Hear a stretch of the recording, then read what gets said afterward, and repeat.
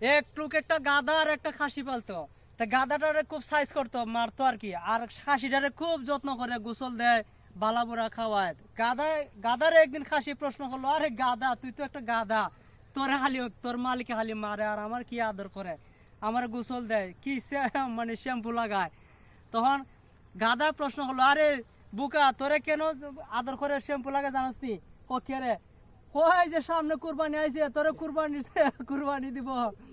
আর কয় আমার এখানে কাম করা জানাস নি? কয় আমার দ্বারা মালিকের উন্নতি হয়, মালিকের জন্য আমার কোনো যত্ন করে না।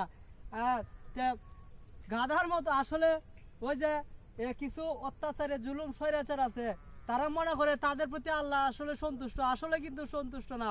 তাদের জন্য কিন্তু আল্লাহ জাহান্নাম তৈরি করে রাখছে। মনে রাখবেন, অন্যায় করা যাবে না, মানুষের উপকার করতে শিখুন, ভালো কাজ করতে শিখুন, গাধার মতো কাজ করবেন না, মনে রাখবেন।